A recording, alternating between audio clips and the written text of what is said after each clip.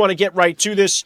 Larry Elder joining me here on the Alec Show. He's in the Zoom room, so let's get this going. Let me bring him in. Joining me now, Larry Elder. Welcome to the Alec Show. Alex, thank you so much for having me. I really appreciate it. Well, I've been dying to talk to you for a long time. This is an honor for me to have you here, Larry. Just starting off, I know this is a big thing with you. It's a huge thing with me. In my opinion, the number one social issue in our country is the fatherless crisis.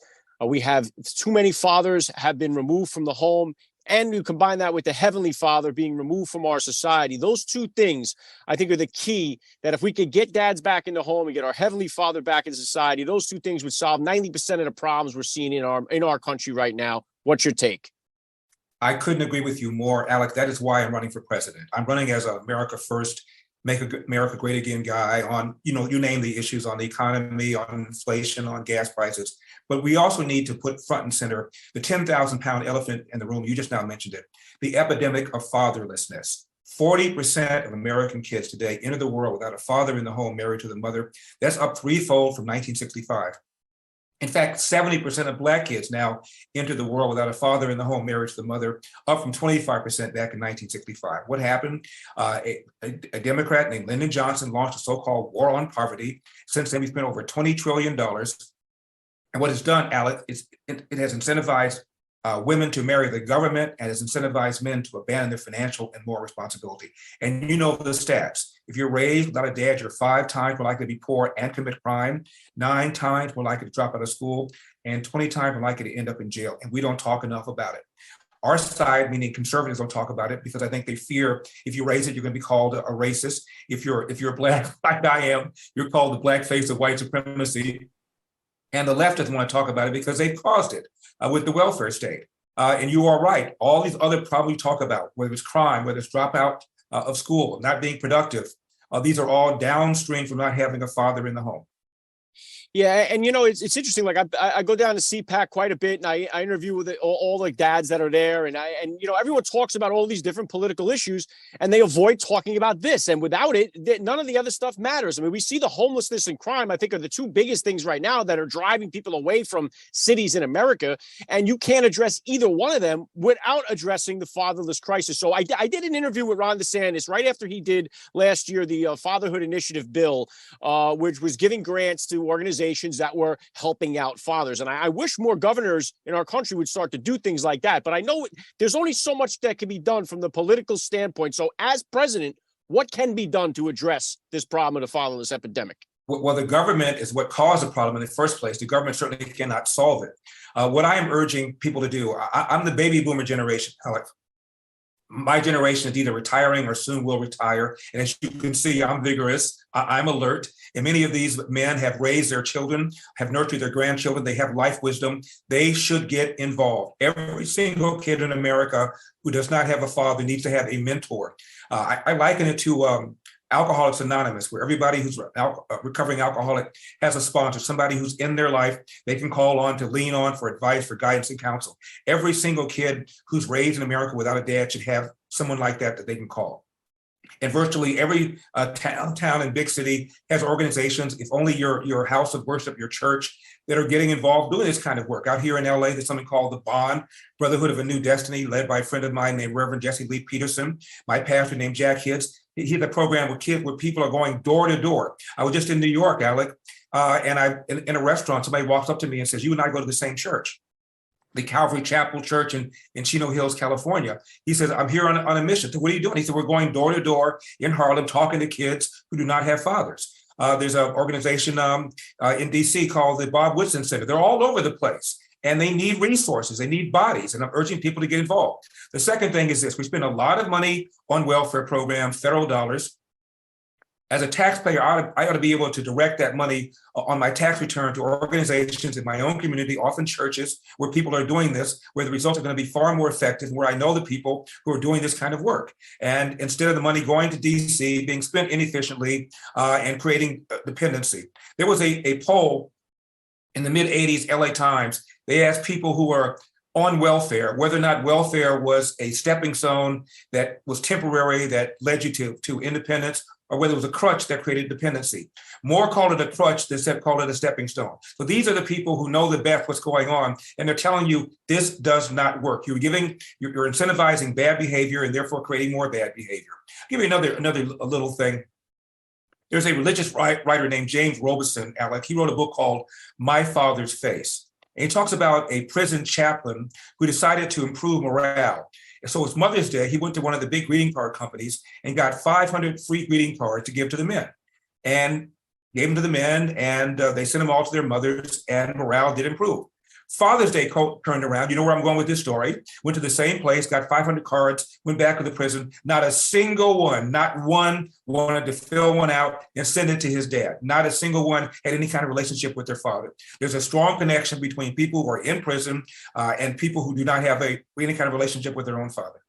Yeah, well said, Larry. Yeah, and you know, one of the things, and I'm sure you get this too, one of the big blowbacks that I do get, my emails will fill up sometimes from single moms that are raising their kids out there, and they'll and it's never an attack on single moms. Right. And I try to answer it in this way and say, you know, my grandfather smoked every day of his life till he was 86, never had a health problem. That doesn't mean that smoking is incentivized. We should all do that. There's always outliers to this case, but not every kid that grows up without a father is going to end up in prison. But the overwhelming majority of kids that are in prison are coming from these fatherless households. And what's interesting is I think one of the keys to this is the family court system, because I get the single mom emails is one. The second biggest email that I get, or maybe even tops now, is from the dad that's lost all his money, been humiliated in the family court system, and cannot get custody with his kid. The family court system has become so corrupt, and I think that is one of the big players here that's adding to this fatherless crisis. Because you have good dads out there that are trying to be involved in their kids, and the state is not letting them. And now we even see where if the father doesn't agree with the kid's gender change, he's not even allowed to see the kid. So can something be done? So, you know, we talk about dismantling the police department. These crazy people want to defund the police. Maybe we could defund or reimagine the family court system. What's your take on that? I think you're right. There's a pastor named Vodi Balkan. He talks a lot about this. And you're right. This is not an attack on single moms who are doing their best, often working 2 jobs, trying to raise kids. And it's hard to raise a boy because at some point when he's 11, 12, 13, physically he becomes so strong, you can't intimidate him anymore if you're a female. And he says, but the worst thing to do is to communicate to your kid, your son or your daughter, that this is normal, this is regular, that he or she is better off not having a responsible father in the home. Otherwise, you're going to repeat the cycle. Tupac Shakur once said, I know for a fact that I would have, if I had had a father in my life, I would have been more disciplined. I would have been more confident. And he went on to talk about how difficult it is for a mother to raise a son. You know, of course, it's not a death sentence. My father never knew his biological father. My last name, Elder, was a name who was a man who was in his life the longest, 3 or 4 or 5 years. He was an alcoholic who physically abused his mother, physically would attack him if he tried to stop it. My dad comes home at the age of 13 and starts quarreling with his mom, his then boyfriend. Elder was long gone.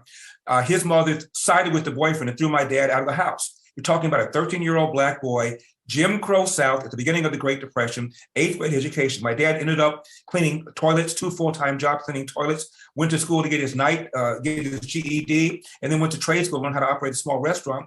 In his late 40s, started a restaurant, which he ran until his 80s. When my dad retired, Alec, he owned that piece of property next door, plus the home that's still in our family. So my dad retired, and he was about a millionaire.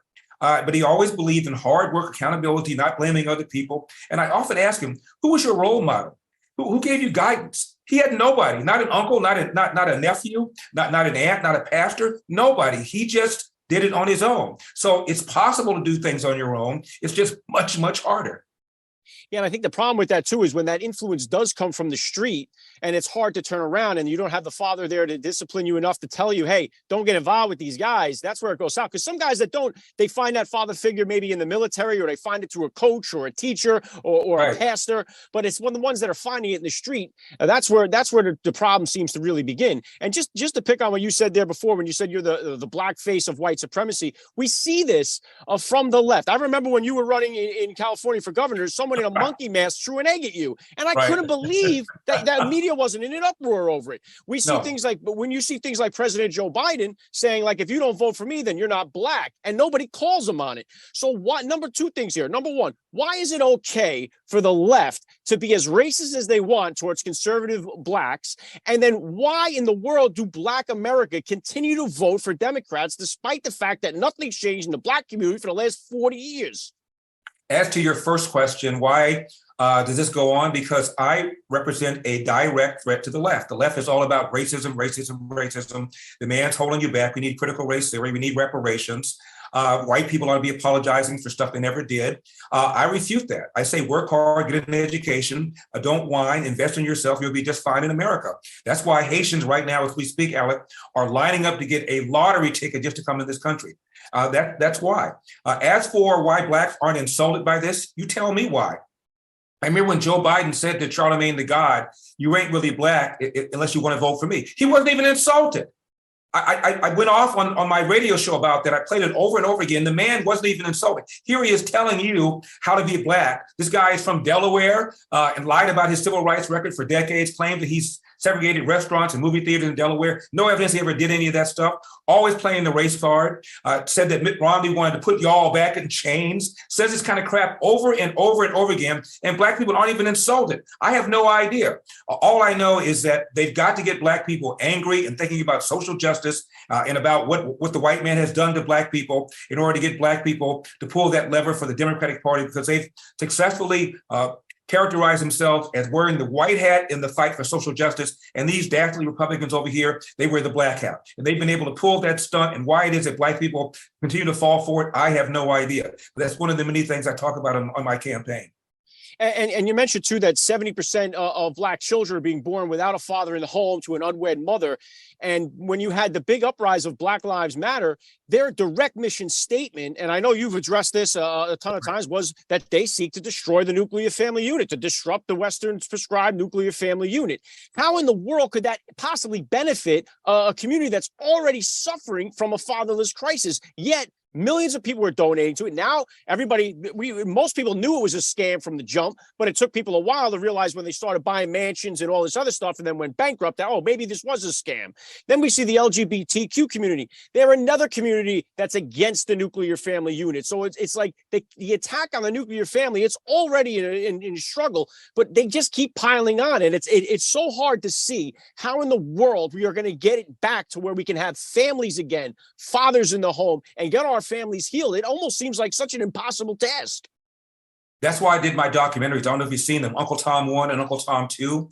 Uncle Tom 1 talks about how black people continued moving forward after slavery in the face of Jim Crow, in the face of KKK. 1940, 87% of blacks lived below the poverty line. 1960, 20 years later, that number had fallen to 47%. That's a 40-point drop in 20 years, the greatest 20-year period of economic growth in the history of Black America. Why? Because it was rare for a kid to be raised without a father, a strong belief in Judeo-Christian values, a strong belief in entrepreneurship, a strong belief in patriotism, even if these values were not being applied properly to Black people. Fast forward, as you pointed out, Black Lives Matter attacks every one of these things. They attack the nuclear family. They did on their website. They attack religion. The founders are self-described trained Marxists. Marxist was an atheist who wanted to dethrone God. And by definition, Marx did not believe in private property, did not believe in entrepreneurship. So every single thing that allowed Black people to continue moving forward in the face of horrific struggles is now under attack by Black Lives Matter. And speaking of the left, Alex, one more thing we need to talk about, and that is the fact that we have a crisis in government schools, urban government schools. 13 public high schools where 0% of kids can do math at grade level. I kid you not. Another half a dozen, only 1% can. That's half of all the public high schools in Baltimore, all located in the inner city, where either 0%, only 1% can do math at grade level. Chicago, 53 government schools, 0% of the kids can do math at grade level. Nationwide, 85% of Black eighth graders, these are 13-year-old kids, can neither read nor do math at grade level. Half can even do basic reading, which means a substantial percentage of Blacks in America being taught in these government schools are functionally illiterate. Yet the Democratic Party opposes school choice. The studies have shown improved test scores and improved graduation rates because they're in bed with the teachers union, and the teachers union adamantly opposes school choice. But I'm an Uncle Tom. I'm a sellout. I'm the black face of white supremacy, and I'm talking about the damage being done by the left to the family, the damage being done by the left to schools. And look at all these riots that took place in the summer of 2020. All these Black businesses that were destroyed that will never come back. And studies have shown when you have a riot, it slows down the appreciation of your property values. And as a result, what they're all left always talking about, generational wealth gets hurt. Yeah, really great stuff, Larry. And I did see the documentaries, Uncle Tom. I did an interview with Chad O. Jackson. Right. And one of the fascinating things about the documentary was seeing the Black families before the civil rights movement and before the feminism movement. And you see that the nuclear family in the Black community was intact. Like, they had strong families together. They took pride in themselves. And then all of a sudden, everything just went downhill after the civil rights movement had happened. So I don't know if we wanted to comment on that there. Well, in fact, you look at census reports, 1890, 1900, 1910, a Black kid born in Philadelphia, Chicago, was more likely to be born to a family with the mother and the father in the house than today. In fact, during slavery, Alec, a Black kid was more likely to be born under a roof with his biological mother and biological father than today. By the way, when I said that on Fox and Friends once, headline in one of the left-wing publications was, "Elder says Blacks were better off during slavery." No, Elder didn't say that. I just simply said you were more likely to be born under a roof with your biological mother and biological father than now. What does that say about the welfare state? What does that say about the hammer that the Democratic Party and the left has taken to the nuclear intact family? That's my point. Yeah, and it's so true. And meanwhile, you would think if you asked somebody, was America did it have more racial problems in the 50s and 40s or today? They would say back then. Well, then how come the Black community was doing so much better as far as the nuclear family staying together than today? It makes no sense until you actually start to look at what's caused all these problems. But it is an epidemic, not just in the Black community. It's in the Caucasian community. It's in the Hispanic community. And if you look, we talk all the time about the negative statistics that it brings. But if you look at the positive side of having the father, the top earners in this country, the Asian community, the Indian community, they are the ones that are striving. And what a coincidence. They happen to have the strongest nuclear families in the country. So it all goes right down that line. You'd go Asian, Caucasian, Hispanic, African American as far as top earners. And then it just follows down where the fathers are in the home. So to not make the connection and to not make it talked about, and that's why I love what you're doing with your campaign, because if nothing, you're bringing the awareness to this issue. And I wish more of our sports celebrities, our actors. That's why I've interviewed so many of these guys just to say, hey, be an influencer, an ambassador for fatherhood, for family life. We need these rappers, these movie stars, step up and talk about how great of an experience becoming a father has been, and stop with all this nonsense that you're selling to the youth in America.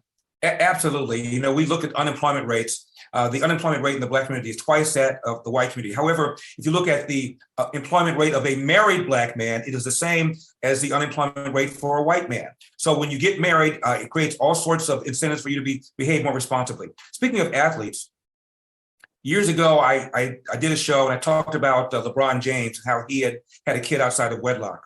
And fast forward, he married that woman. They've had other children. I've never heard one hint of scandal, yet he never seemed to talk about that. One time when there was a Black man named Armin Arbery who was shot and killed, LeBron James said something to the effect of, Black people are afraid to leave the home, as if that happens frequently. It is rare whenever that happens. Instead of talking about the fact that he stepped up, he married the mother of his children, he's still married, they've had more children, not one hint of scandal. He never talks about that. And it's a lost opportunity. It really is. Yeah, no doubt about that. And so another one of these I want to hit you with real quick is because the homelessness has gotten so far out of control. I know you're out in California. It was interesting when I was out there covering the Super Bowl and interviewing the players about fatherhood 2 years ago when it was in LA. I was in an Uber with a bunch of people, cameramen from England, and I asked them as we were going through LA, and it was unbelievable how many homeless. And I asked them, I said, "You got homelessness like this so over in London?" They said, "If you would have asked us yesterday, we would have said yes." but we don't have anything like this. Like, they were so shocked at what they were seeing. And this is America here. But the homelessness, it's not just in California, it's all over the place. So as president, what can be done? Now, we say, first of all, I want to say, Larry, we think of homeless. We think of, like, during the Great Depression, families camping out in Central Park because they couldn't find work or they lost their home. That's not what we're seeing today. The homeless today are drug addicts and mentally ill people. That seems to be the majority of homeless people. How do you address it from the White House? What do you do? By the way, little known stat, I'm in California. California is 6.5% Black. 40% of the homeless are Black. There's a connection clearly between fatherlessness, broken homes, and what we're seeing on the streets. Wow. But we have to make a decision as a society. Are we going to allow this to take place? It's not good for anybody. It's not good for them. It creates crime. I'm told that every homeless female has been raped. The only question is, how many times has she been raped? It's a health crisis too. So we have to make a decision. This is unacceptable. If there is a bed, you shall get off the street and go to that bed. If you refuse to do that, you will go to jail or you'll go to rehab, because many of these people are mentally ill or they're on some sort of drugs. Those are your options. A bed that's available, jail or rehab. And that's it. Unless we're prepared to say that whenever you start pulling people off the streets and forcing them to go to beds or forcing them to go to rehab, forcing them to go to jail, there's a lawsuit from the ACLU, and then people back down and nothing gets done. You're not going to build your way out of this. If you build something for a homeless person, there's no guarantee that person's going to go there. And all you're going to do is create more incentives for more people to be homeless because they get a free home. You have to give them a choice. Either you get off the streets, you go to rehab, you go to where you can get some mental help, or you're going to go to jail, or you're going to go to bed. One of those options. If you're not prepared to do that, then this problem, Alice, will never get solved. Yeah, it's something's got to happen, Larry. Just this past weekend in New York City, had a guy on a scooter randomly shooting people for no reason. An 86-year-old guy just walking down the street lost his life over nothing. And it's because some guy that is mentally ill, he has an illegal weapon. And it's just, people are so sick and tired of seeing the same thing. So one thing I know is we got to get Biden and the Democrats out of the White House. There's no doubt about that. One thing that I do love too on your campaign, you're not the guy taking slices at other candidates. I know we've seen that going on. I know some people say, well, iron is sharpens iron. I don't agree. I don't like it. I don't think it's good. I think we should all be focused here on getting this guy out of the White House as soon as possible. So how has the campaign trail been going from you? What's been the feedback, and what is the message here of the campaign? The message is, I need to get on that debate stage next month in Milwaukee. To do so, I need 40,000 individual donations. The donation could be as small as $1. And I'm short right now. So go to my website, elderforpresident.com or larryelder.com. Just $1 to get me up there on that debate stage. Once I get up there, it's game on. Hold my beer. I'll be talking about the epidemic of fatherlessness. I'll be talking about the absolute meltdown of public education in urban schools. I'll be talking about the lie Democrats keep pushing, that America is systemically racist. A lie, by the way, that's causing the police to pull back. It's called the Ferguson effect, or the George Floyd effect. And there are literally thousands of people who've been victimized by violent criminals or who are dead in the last few years, who otherwise would not have suffered if the police had been doing their normal proactive policing. And the people primarily are hurt by this are the very Black and brown people, the people on the left claim that they care about. These are the kinds of things I'm going to be talking about on the campaign trail if I'm fortunate enough to make that debate. I need 40,000 individual donations, as little as $1. Well, let's get it. I mean, I'm going to do my part here. You got my donation. I want to see you up there. I want to see these issues being discussed, and we got to bring them right to that debate stage where they belong. So God bless you for what you're doing. Last thing I want to hit you with here, Larry, what kind of positive word of advice do you have for that new family that is out there that's seeing all this catastrophe happening around them? What's the message you have to that new family considering about starting having kids and stuff in America today? It's still the greatest country in the world. It is a country where, to the fullest extent in all of human history, you can realize your God-given potential. So I know that it's sound depressing. The news sounds depressing. The two-tier justice sounds depressing. Wokeism is depressing. This fascination with calling people Nazis and fascists if you don't agree with their agenda on transgenderism. All these things can be depressing, but recognize this is still the greatest country. And if we do our job, if we act responsibly, believe in the right values, we can still move this country forward. We still have our best days ahead of us. I still believe that. Yeah, amen. I love the message. The link is down below. Get over, donate. $1 is all it takes. Let's get Larry on that debate stage. Larry Elder, it's been an honor to talk to you here. Thanks for giving me a few minutes of your time on the Alec Show. My pleasure. You know where to find me anytime.